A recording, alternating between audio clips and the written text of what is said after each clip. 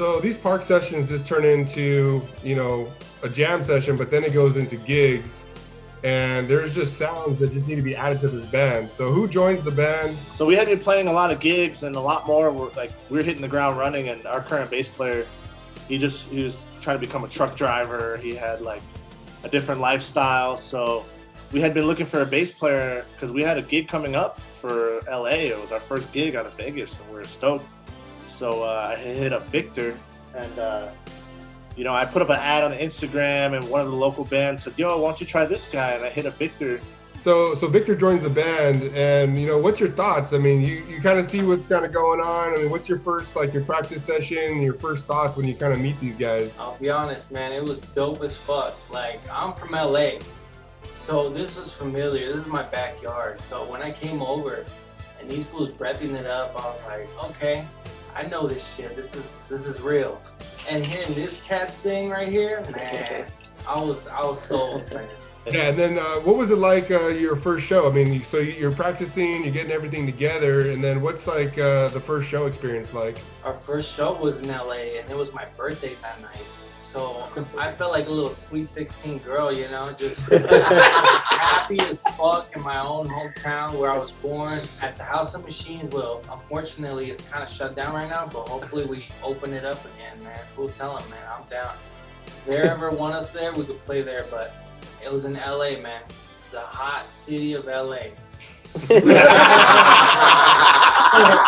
Who's the next person that you guys grabbed in the band to join up? I had roped in Daniel. I'd seen him playing trumpet at a local gig, and once I heard that brass just tickling the fucking airwaves, I was like, yo, the next step is a brass. We need a brass section. Rocksteady needs some fucking brass. So I hit him up, and I was like, yo, this was a more feet to the fire situation. Like, hey, we have a soul group, or soul show with the Sacred Souls and Jason Joshua.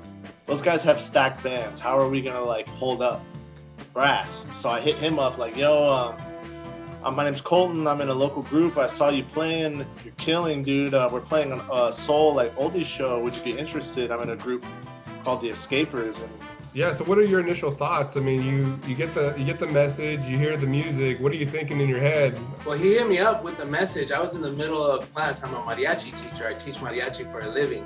And I'm in the middle of class, and so I'm thinking it's home period, and I read the message. And at that point, I had stopped playing with that band No Que No for a couple months. So I really just was playing mariachi, and I've been doing that since I was 12. So when I read the message, I was like, oh shit! I got excited deep down, But I'm in homeroom, so I can't really show it. And I messaged him back, yeah, let me check my schedule and let me see what's up. I'll get back to you. I check out their videos on YouTube, and one random video, and it's at a Ocha bar, which is a local restaurant and a bar. And I believe it was Stay, is what I remember. And I hear this most beautiful voice, and I'm like, where's this girl? I don't see the girl in the band. Where's this high voice coming from? And I go, oh, it's this guy that without his shirt on, this guy that.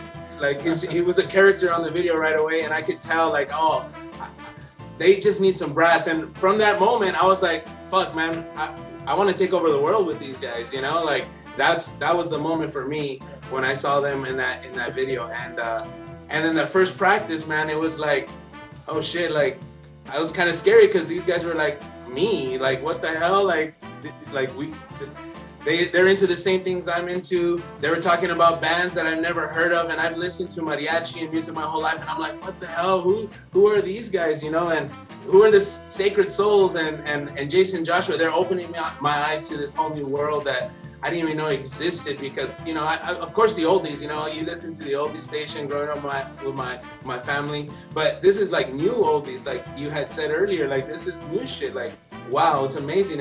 And like I said, from that day forward, it was we were inseparable since then, man. Like brothers, bro. But yeah, playing with these guys, and from day one, I was like, I have this sax player. I know this guy, and that's where I met Chris here. And Chris and I used to play in a punk rock mariachi band, and And so like when I met up with the Escapers first show, there was a sax player sitting in, and I had Chris in my back of my mind the entire time, and I'm like, I gotta hit this guy up when the time's right. And so I think it was like my third show with the band, and the opportunity was right, and Chris wasn't doing anything. Which is kind of crazy because Chris is a busy man. He's a man of many talents, and I'll let him tell his story. But one of the best sax players I've ever shared the stage with, and so glad that he's here with us right now. Yeah. So Chris, if you can, when you get that call, what's going through your mind? What are you thinking when you hear their music and you get that call? Yeah, well, the first thing that stuck out to me was Johnny's voice, the voice of an angel, coming from the devil himself. But yeah, it's really cool. I mean, I've played music my whole life. I've been in plenty of bands, and you know, when I listened to their music, I really felt at home. And for one of the first time in a long time, been a part of a project that I'm really proud to share with people, my family and my friends. But yeah, it's been pretty cool, and definitely entering what's really like a brotherhood. I remember our first rehearsal. It's not just music, man. It's everything. We're sharing like our lives together. Big sizes. Yeah. Colton and Kevin are roommates. They got a lot of things that they share. Toothbrushes, deodorant. Gotta save when you can. Yeah. So it was really a trip. The first rehearsal, and I definitely felt like the odd man out because I was like ready to go in and do my hour and a half and like go home and relax. But they were like going for it. And but again, not just music, just like life. Like these are brotherhoods, and these guys have shared blood. So it's pretty cool. In the same way, playing with Daniel, like it's we get to play this music so much, and we rehearse so much that I'm like next level where I'm listening to him and hearing him on another level. Where I played with other horn players my whole life, but we didn't have that time spent together to really focus on like the minutia of what we're doing. So it's cool, man. There's no one else I'd rather play with. So I did want to get into just kind of what you guys were saying about Johnny. I feel like Johnny doesn't understand so much of how good his voice is. He does not. He knows it, but it's like it has to kind of be refreshed. You know what I mean? And I guess Johnny, for you, like, what does it feel like? I mean, obviously these guys are musicians. They've been around. They've heard a lot of different sounds. They've been in a lot of different bands. They've been, musicians, and they've heard other singers, but they're showing you like this love. I mean, is it sinking in? It's not that I don't think I sound good. It's just like I'm 29. I don't sound like I'm 29. Like I don't know if I smoked a lot of weed through my teenage years. If I just stopped growing, my voice has stayed the same. So it's like it's not that I don't like my voice. I just don't like, even when I listen to our music, I'm just like I don't appeal to it. I like my voice, but it's not something where I'm like, yeah, that's me. But like these guys, like I'll sing something and it's just something that I do in the shower, and they're like, dude, and I'm just like, what? Like it's regular to me, like I know that I can sing, but it's not like I don't know like my potential, like what I sing at work. Like I sent you something, I think, right, like a couple days ago. I'm like, dude, I'm in the grow room, picking these weed plants. Like I thought of this, and I sent it to him, and he's like, dude, that's fucking beautiful. I'm like, for real? Like it's, I'm not aware of like, I don't know how, it's hard to explain. I know I can sing, but I'm not aware. I'm not like, yeah, that's me. It's just regular to me. Like I don't know if I'm really humble, or it's just. It's nice to have somebody. We don't need a Kanye West on our hands. We have somebody who's humble, who sings with his heart. And this guy like sends me voicemails.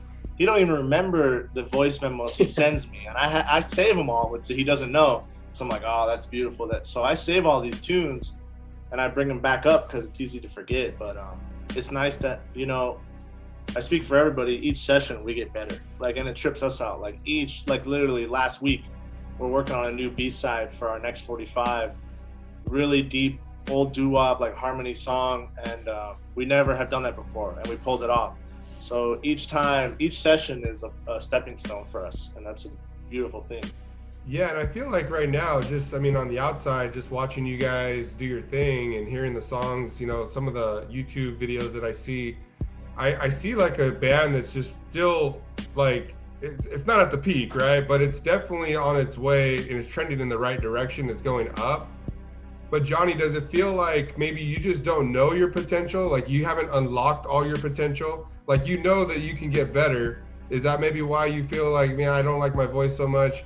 I mean, are you working on maybe even getting like vocal lessons just to kind of unlock some of the talents that you may have that you don't know about?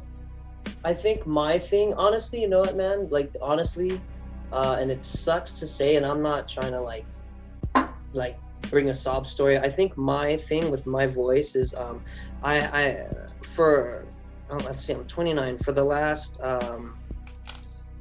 12 years of my life, I've had a real battle with myself to where like a long time I've hated myself for things that I've done and for the way that I've treated people. And now that I'm starting to heal through music, there's still that piece in my mind where I'm upset with myself and I don't give myself, it's not that I won't, I just don't give myself, not like a pat on the back, that credit, like, yeah, man, you did good. There's always a piece of like, me in my mind where I'm to this day, like even tonight, like, we had a fun experience, we're smoking weed and stuff. And it's just to the point where like, I don't know, I know I'll forgive myself one day and I'll put myself, I guess, at peace and just move past, crazy shit that I've done. But I just think as far as me singing, it's just like, I'm still somewhat really deep down, kind of upset with myself that it's just like when I sing, even though it's to get away, it's not something that like I sing and give myself credit for. It's kind of just like, my escape. My voice, to me, it's a double blade. I know that like, just from the feedback, I know like I have a decent voice in my head. These guys are like, dopest singer I've heard, and it's just like, to me, it's like, nah, it's just something that I like to do, and that's what I'm trying to get out of. I'm trying to get to the comfortable point where I can give myself credit. And it's hard to do, man. It's hard to do. It's hard to give myself credit when in the back of my mind, I've done a lot of things that I regret, if that makes sense. So, I think I speak for the whole band when I say that we're all glad that your balls never dropped, bro. Yeah. Because of that, you have that sweet voice. Yeah. Man. Fucking Just A. hit them high notes. Again, there's music that's being made here. There's definitely a vibe that's going around. And where does this lead you into the shows? How do we get to that point, Colton? An old roommate of mine had booked the Sinceres and Jason Joshua and Los Yesterdays for like a soul gig. And he's like, yo, there's a singer. I had heard Rose Gold from him. He's a record dealer. So he was like, that's how we hit it off. We always listen to records and music. And he's like, yo, Jason Joshua is staying at the house. Are you okay with that? I'm like, yeah, for sure. He shows up, and this is my roommate's business, So I'm trying to just like not be a leg humper, stand in the back, be quiet. And Jason's seeing my records and my guitars, and there's an organ in the living room. And he's like, are you a musician? Yeah, man. I play. He's like, are you in a group? I was like, and we were so fresh. I'm like, yeah, I'm in a band, like the Escapers. Like, you got any demos yet? I'm like, no, not yet, but someday. And Jason was a man of his word, like we all went out to the tiki bar after that, and we're all hitting it off. He's smoking a cigarette, and we're out in the parking lot, and he's showing me some of his music and explaining how Fat Beats picked him up. And he's like, yo, man, send me a demo sometime whenever you guys are comfortable, and see what we can do. And, fast forward from there, our homie Pisto, in a band, and he has a promotion company called Oddfellow Promotions. They would put on rockabilly shows, like they had a Pachuco band, they had all kinds of shit. And he's telling me he's seen us play around town, but he's like, man, I love what Cali's doing. Like, I need a soul group, man. I want to put on an oldies show. And I'm like, dude, I got the perfect group for you. He's like, who? I'm like, us, the Escapers. He's like, I thought you guys were like reggae. I'm like, dude, rocksteady reggae is soulful reggae. All those cats were trying to play soul covers. The Wailers used to play like Temptations and shit back in the day. I was like, and my singer, dude, and it wasn't a lie. Like, before rehearsal, while we're waiting, he's showing me doo-wop songs. We're playing doo-wop, we're playing soul. And the minute I heard his voice, like, that's what gravitated me to the band so hard, is he sings with his soul. Like, So I was like, yeah, we could play soul. He's like, you guys got songs? I'm like, oh yeah, for sure. We had never played, like we had jammed, but we don't have any soul songs yet. So then I get to rehearsal. I'm like, well, boys, I got an opportunity for a show. It looks like we're playing an all soul show, and everybody's eyeballs are like saucers. They're like, what do you mean all soul? I'm like, well, we could play like 1 or 2 Rock City tunes, but you know, this is more of an oldies show. And so we got to play oldies. And Pisto, going back to him, he had needed some groups. He's like, do you know any bands? I was like, well, I can link you up with Jason Joshua. And he had hit up Jason, and Jason was coming out. And then I had been talking to Sal and Alex from the Sacred Souls on IG. I saw their shit float up, and a band backed out. And I bought a T-shirt from them, and ironically, like this T-shirt, and you know, the band backed out. Piece was like, I need another group. Do you know anybody? So I hit them up. I'm like, yo, Jason Joshua. I think that's right around when Penrose was starting. And I was like, yo, we have a gig. You guys want to come out? You can talk to my homie. So then it was even more pressure. It was like, okay, Jason Joshua and the Sacred Souls. And we had never played a soul show before, but feet to the fire. Let's give it a shot. This song is called Am I a Fool?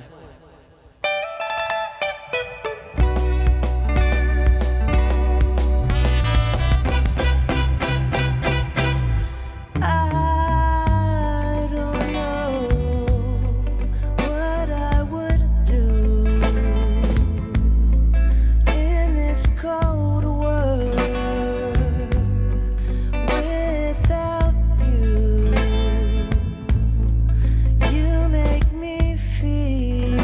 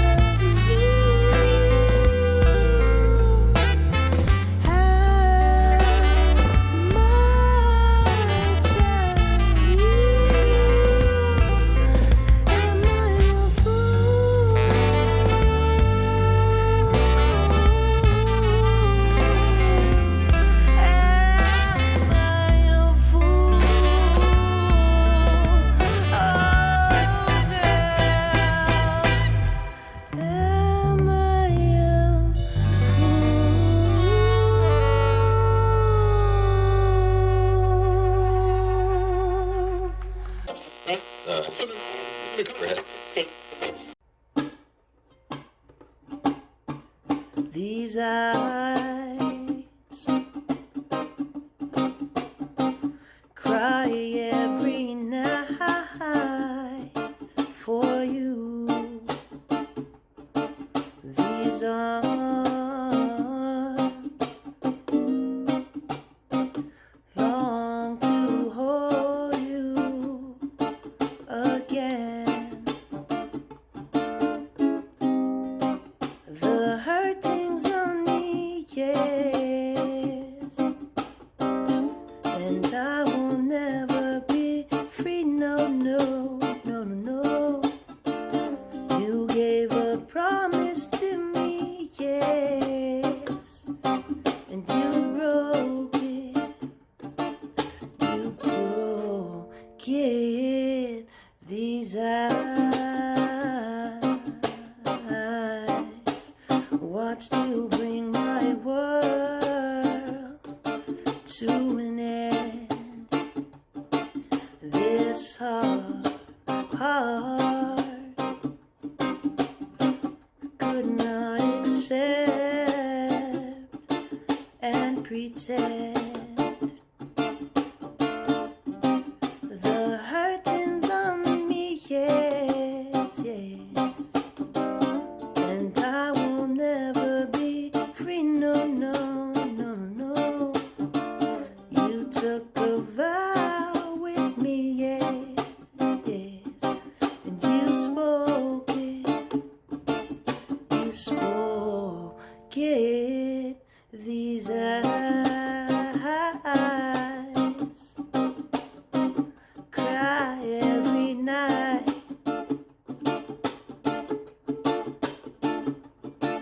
These arms